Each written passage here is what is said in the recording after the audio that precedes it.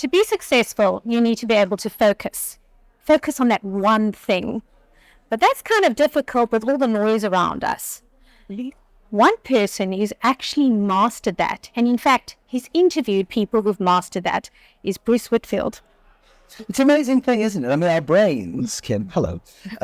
We've got 86 billion neurons in our brains, and each one of them is capable of connecting with thousands of others, and it's where our memories are made, and it's where our personalities are shaped, and it's how we present ourselves in the world. And our brains are brilliant things, and the one thing they can't do is multitask. And maybe yours can, but certainly there isn't one. And lots of scientific studies would show that if you try and do more than one smart thing at once, you can walk and chew gum, maybe even have a conversation at the time. But if you're trying to book tickets online, fill in a home affairs form, and consider a chapter for your next book, you are not going to do any of those things very well. And so this book, which is The One Thing, which is looking for ways to create a better future for South Africa, actually has its origins in a speech that the Reserve Bank Governor Lesitsha Kganyago gave in 2021. And he was very, very frustrated at the lack of progress and structural reform in South Africa.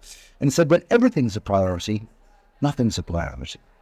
And that stuck with me. And bless him, he was doing the best he could with minimal resources, but I was having a haircut in Cape Town one day, and the barber's doing his thing, very gingerly cutting the few hairs that I've got left, and I suddenly said, "Stop!" And he went, "What?" And I said to him, "Well, just pause for a second." I said, "If I made you president for half an hour, and you could do one thing, what would it be?" And he looked at me, and immediately, didn't miss a beat, he went, "Crime." I said, "Okay, what about crime?" And that became more difficult. So again, we came up with hair, we chatted about it, and in that moment I realized I need to contact 100 people and say to them, if you were president for half an hour, could do just one thing to change the trajectory of South Africa, what could it be? And that's what the book comes from. I love that. I had a little bit of a thought about my one thing, but in the meantime, I realized as I was reading through this book, it is the little book, it's green, but it's actually the little black book of inspiring minds. You spoke to dozens, thousands, I don't know how many people you've interviewed. You're an icon in the industry, and your mind has got the little black book. Now, how did you find working with all of these people, collaborating with them in this book? So it's actually a very simple thing, and it's going to be big one day. You go into your WhatsApp contacts, you scroll through randomly, and you go, oh, there we go, send them the same message. Next one, send them the same message. Send one to people like Dr. Graham Codrington and Arthur Goldstack, who promise to send you a chapter and don't. I was like Imtiaz Suleiman at Gifted the Givers, who promised to, but then had a family crisis and saving the world.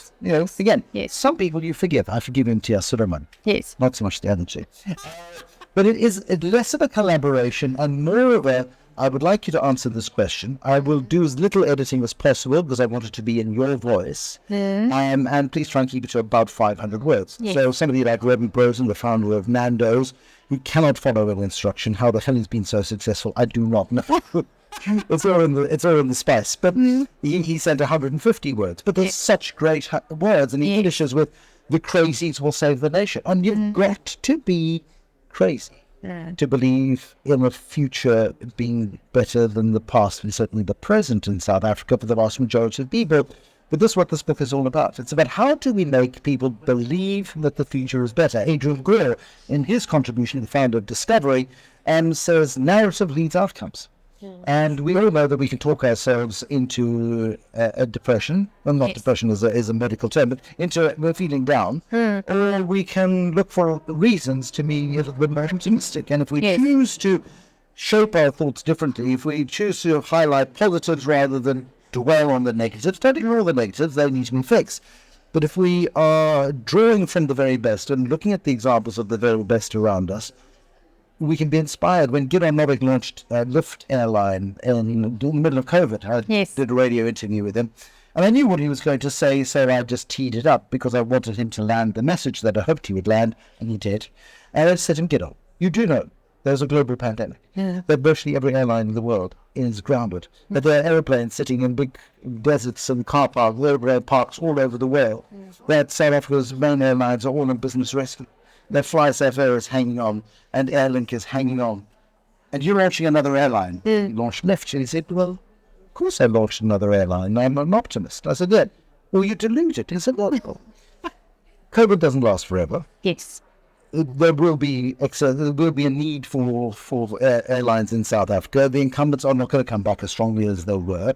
This is an opportunity to launch an airline. I said, timing. He says, well, you've got to be ready to go. And he wasn't fueling up planes and having them waiting at the airport. He was planning for when the signal came that they could open up again, he would be free to do so. And he said, if you hang around with the sort of people I hang around with all the time, you can't help but be an optimist. And it's one of those great quotes that sticks in your mind, which just says, you are a version of the sum total of the people you spend most of your time with. And I am privileged to have access to astonishing people over 20 years. That's about 50,000 interviews. Yes. Some of them with the same people over many years. But you build a sense of rapport and trust. They understand the assignment, and they very quickly came back. And so from the time I sent the first WhatsApps, Adrian Gould was back to me within a day or two. Jacko Marie, the former chief executive of Standard Bank, I think was first back. And people had to move things off their desk. So they applied their minds and execute and do that very well. Very few people had to be chased up on. And then, of course, some people, like, not that I'm bitter or twisted or anything, but Graham, Arthur, others, members of the Wonderful Speaking Association, didn't. Well, we forgive them because we know that they're waiting for the next version of the book.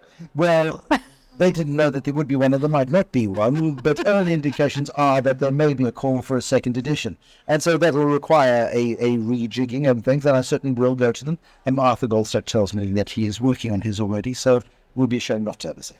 I love it, but I also would like to see in another version a couple of ordinary people just giving what their input. As an ordinary person. I think that's a very good question.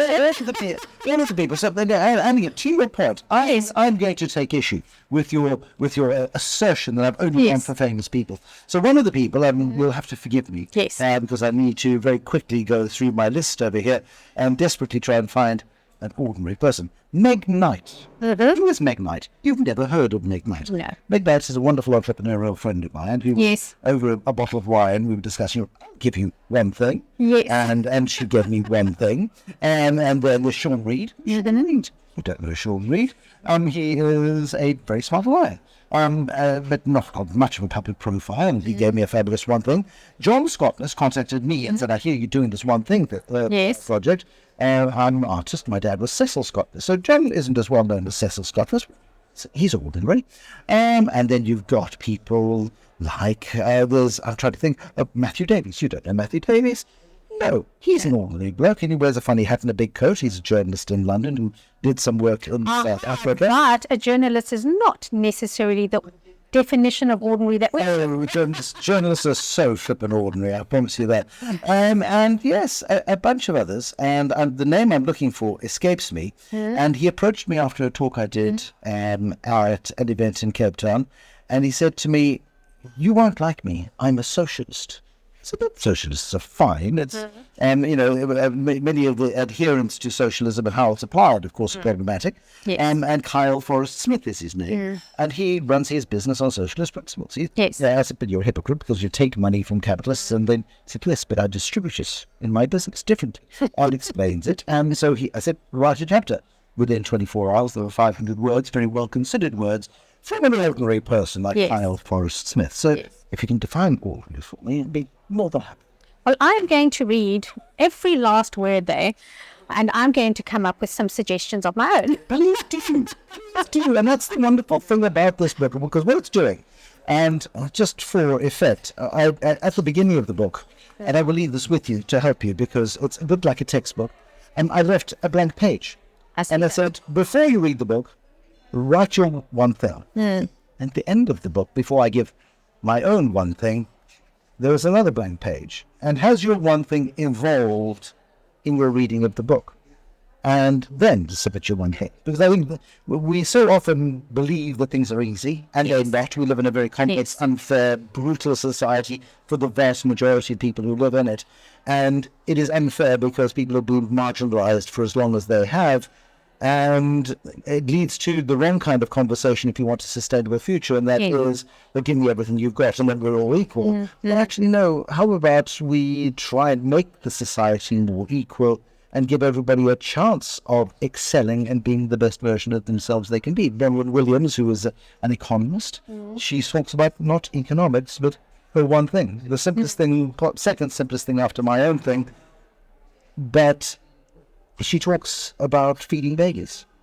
And you have no chance of getting it on in the world if by the age of 3 you've been starved to the point of almost death, where your little body hasn't developed, your brain hasn't developed. That's the stuff you can never catch up from. Yes. Education, if you're really smart, you can catch up on later on. Opportunities you can pick up on, you can succeed. But if you've been stunted from birth, there's no one. So that's one thing. And they don't have to be big ideas. My brother took community projects in Plebeja, formerly known as the mountain metropolis of Windy City. They were Elizabeth, so I couldn't remember the real name. And he has created a movement within that whole city where other people have gone, well, if you can do it, I can do a version in my area too. And it starts to have this wonderful multiplier effect. Suddenly people see the art of the possible. And this is what South Africa is. It's the art of not what is, but what is possible. And how do you do what's possible? Start small. Nikki Newton-King, former chief executive, very well-meaning person. She's from a fan in the Karoo, and quite bright. And Nikki Newton-King says, rather a small idea that gets implemented than a big idea that dies and it comes from Exactly. And if we can think in small incremental steps, rather than going, well, the fifth industrial revolution will sort out our problems, and then sit back and wait for it to happen. Rubbish. Absolute garbage. So it's real people doing real things on small scale and multiplying those things and seeing other people around them multiply them to really make a difference. And so if you can start with one thing, it has huge knock-on effects. What I love about this book is, as I work with authors and in the book coaching space, I often hear them come up with this thing. Someone has said to them, who would want to hear your story? And I always get a little bit freaked out about that, because I'm saying we are wired for storytelling. We're wired to learn from other people. And so when people stifle your voice, you are robbing them of your wisdom. Are you being stifled when somebody says, who wants to hear your story? Because is that who wants to hear your story? It was Stephen Williams' story. And because if you can start from the point of who wants to hear my story, you have the person you're talking to, and then you can tell them the story. You want, obviously, for the story to be multiplied for many thousands. Yes. But if you can identify who that person is. Correct. And tell them that story. Yes. So I think it's a legitimate question. It does depend on your mental well-being at that particular moment in time as to how you throw the question. Who wants to hear your bloody story? God, what a waste of time that is. It's a different question. Yeah. I think that often comes through because sometimes misery likes company. But to your point, when you spoke about... That is inherently insecure. Sorry. I do. And I think that imposter syndrome is a very real thing for people who are out in the public eye, because sometimes they've achieved a level of success in a certain area. And then there is always a chance they're going to be judged by the same standard, and they're like, I could actually ruin my career or my reputation by putting this book out. It takes guts. It takes guts to do that. Yes. It takes guts to put yourself in something that doesn't ever go away. I mean, you can try and burn them all if you ever change your heart at some point in the future. But there'll be one out there that is being burned. It'll be sitting in an attic, and it'll be picked up 100 years from now, and they'll go, oh, she was brilliant. But, and we fear, however, people go, remember my first book called The Upside Down, released in the week that we went into lockdown, and I would wake up at 3 o'clock in the morning and cold sweats because there were checks pulling up in my dreams anyway at the social books going in, but only taking my book off the shelf because it was no longer relevant, because COVID was going to kill everybody and was miserable, and then taking my books in. As it turned out, the timing couldn't have been better. There wasn't much competition about it at the time, and it had a message that said, South Africa's deeply complicated. It's broken in many respects. However, there's opportunity in the chaos. And so it is that thing of, I think we are wanting to share good stories and hoping that audiences are on the same page. Same page. I was talking to Lee Child the other day. And, Lee Child's the creator Jack Reacher of Mad Podcast, The Art of Deciding. First episode with Lee Child, and he says, when you sit down to write and you've got a blank page in front of you, the possibilities are infinite. The moment you put down the first sentence, you've narrowed your possibilities dramatically. And for every sentence you write after that, you narrow the possibilities further until it's only possible to have one outcome. And it was just the most wonderful poetic thing. Correct. And he's a very smart, chain-smoking, crazy guy, and he's lovely. And he was very generous in the Art of Deciding podcast. And it's, as a writer, you are either consciously or unconsciously, he claims, and I don't believe him because I think he's bloody clever, but he claims that there's a stream of unconsciousness that flows through it. It comes out of him as he's decided on plot line. He doesn't actually know what's going to happen next. If what comes into his head excites him, that's what happens next. It's a little bit, less considered than perhaps the non-fiction approach to writing. Yes. But with a blank page, the possibilities are endless. And you narrow your possibilities as you get further and further and further. That's true. You refine it. So that's often what we chat about with our authors is, who is this story going to be for, and what stories in real life are going to resonate with that particular audience? But the power of books is quite amazing because over the COVID period, we had a young man stay with us whose business had completely collapsed. It was kind of near the end of COVID. But we had launched another author's book, and he wrote about a big failure of his, which coincidentally involved the 702 journalists chasing him down the road. It's such a... But he must have been very naughty. It was two of his partners that were very naughty. And he decided to take responsibility for that messiness. But in any case, it was this big catastrophic failure, and eventually they turned it around in a big way to complete ownership of the company, and the company is now valued at 200 million rand. And it's a multinational company. But I gave that manuscript to the young man who was staying with us, who'd been swindled out of his business by some other people, and it was transformational. It was that, I can do this. It's not the end of the world that I've had business failure. So to me, books and sharing wisdom is enormously powerful. But haven't we always, we haven't always done it, but ever since that nice Mr. Gutenberg worked out how to make pages at scale. Yes. And the democratization of reading and learning changed the world. Correct. And up until then, only the Catholic priest could read, and only they understood Latin, probably not that well. And they then told you of hellfire and damnation awaited you, and your behaviours were then shaped around that particular narrative. And so, the threat to control and the threat to everything is in education, and education, the secrets of educational thinking differently lie in the pages of things that hopefully smart people have committed to paper. And I know that there are at least 104 contributions, or at least 103 very good ones in here. Yes. And for example, of people that some I know personally, some who volunteered their efforts, and I liked what they said, which up to them. Sure. And people, I trust the integrity of the contributors, and who all have the same goal and part, a one thing in mind, and that one thing in mind is a better future. And who doesn't want a better future? Absolutely. Well, Bruce, thank you very, very much for participating in this podcast. Where are we? Where are we here? We are here at the Business Speaking Summit in the UK. Isn't it amazing? It is amazing. That would be a blue sky. Very true. And you know what's even more amazing is I have been watching you afar for many, many years.